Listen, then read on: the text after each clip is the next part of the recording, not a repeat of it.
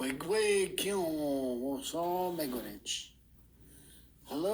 everyone in our group. Blessings on us all.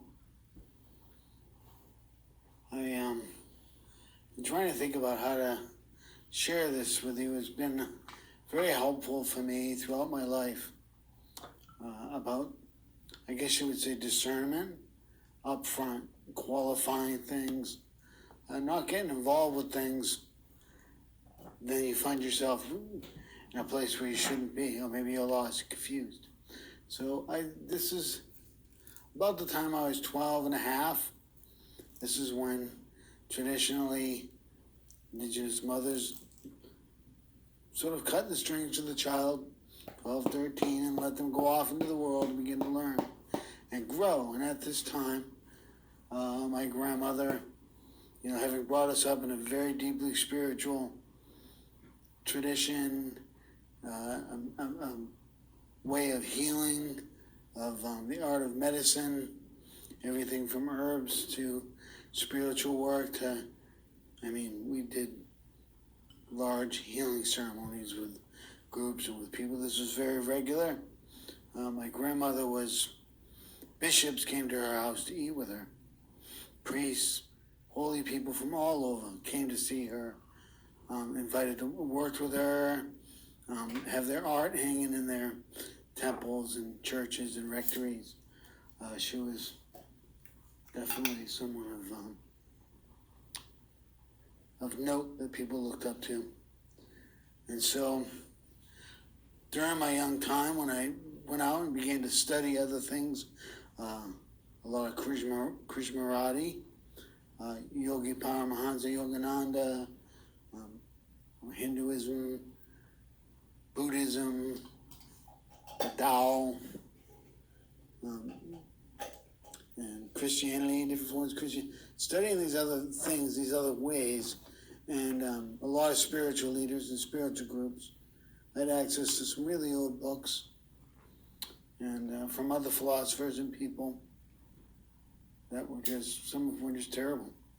And so my grandmother would always ask me about what I was learning and let me talk about it and walk myself down into these paths of thought, that these ways that you learn about guide your mind. These are guided paths.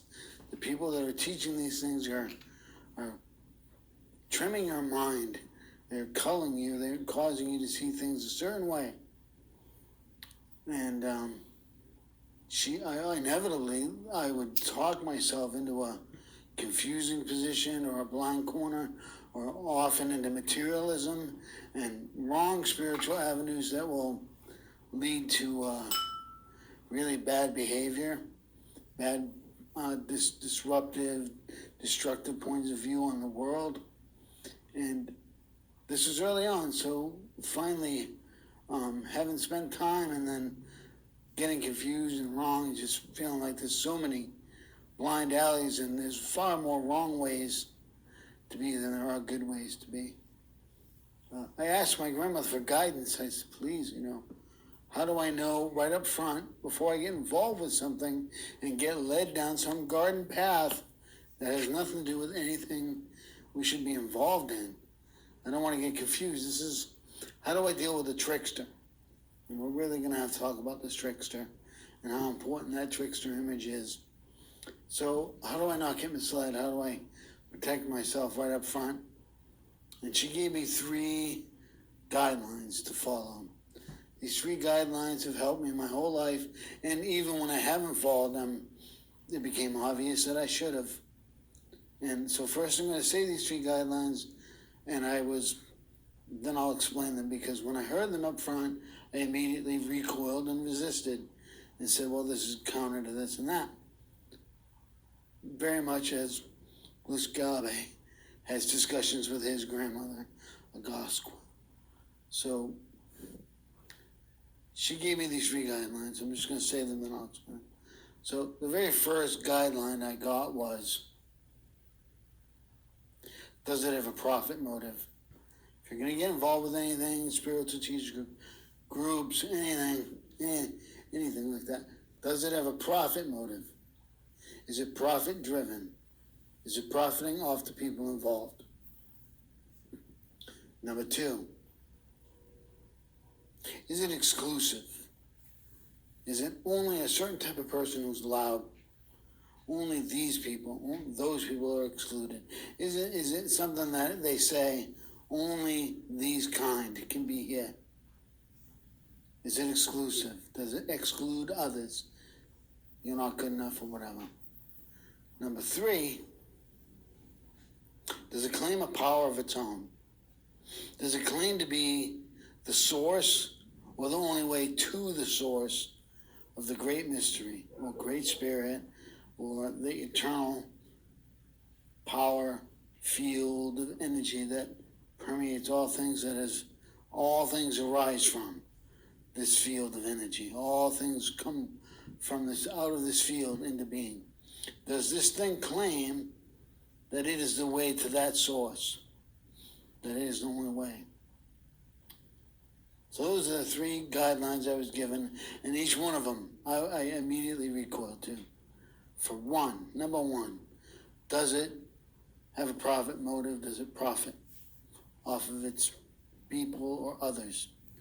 When I say grandmother, but as people of the healing arts, people who do other art, foods, fine art, sculptures, paintings, and, we build things, you have to get paid.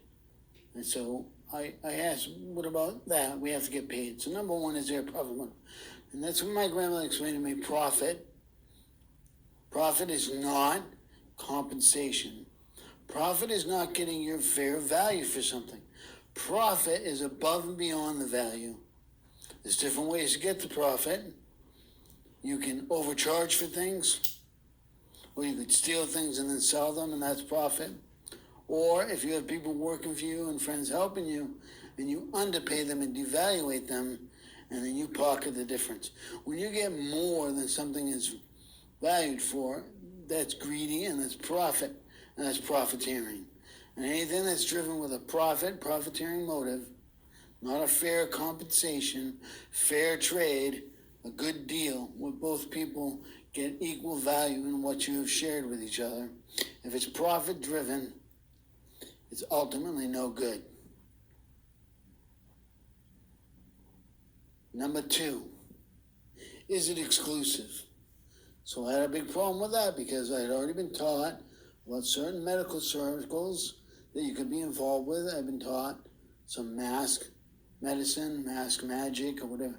I work with masks a little bit and some dangers. There's a lot of danger in that. It's very dangerous work. And these healing works and things like that. And I said, you can't go to these groups. You can't just walk into a mass group, a mass society. As a boy, I can't walk into a women's society or a girls group. I said, isn't that exclusive? And she said, no. It is different when you are not going to get involved with the group because you aren't trained to that level. You haven't been initiated through and trained, and it wouldn't be good for you, and it wouldn't be good for the group. That is not being exclusive. The difference is if it says those human beings have no way of ever doing this because they're look this way, or they're this color, or they have a disability, whatever it is. If it says, no, these people are better and these people are less, if it is exclusive and not open to all humanity, that is the difference between, are you trained, are you part of the society, do you belong in this group, is this where you should be, versus exclusivity. So that cleared that up. And then the third one, does it claim a source of its own? Does it claim a power of its own? So, there is a difference between calling on the ancestors for help, calling on your spirit guides for help, calling on the sun to help you, the earth to help you, grandmother moon, calling on the spirit of the deer, calling on these things that we work together, we work with them, side by side. And that is very different than someone saying, I am the source, I am the gate, I am the way. Through me, you will get to the Creator. Through me, you reach the source. that is very different, because that is somebody who is spiritually controlling, manipulating. It's spiritual parasitism. You're parasiting. And so we can talk about differently, but let's just talk about, pick on this one. I am a certified Reiki master through the Rand line. And I was a sensation in Reiki. People that ran businesses and spiritual stores, bookstores, things like that, sought me.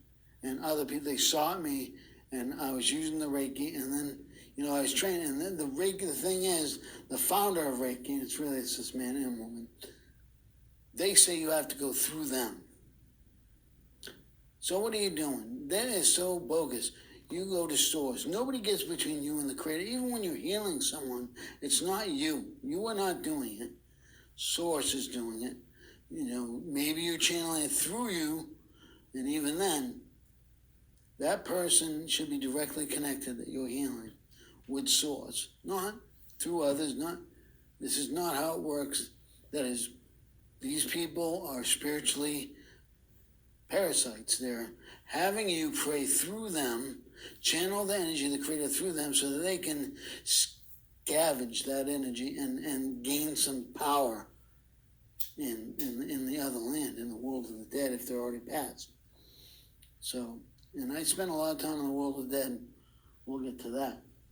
When I died in my plane crash and was in the land of the dead and in a coma for 3.5 weeks, I was there. I saw a lot of things. So these people who get between you and Source, they're the way, they're the gate. These are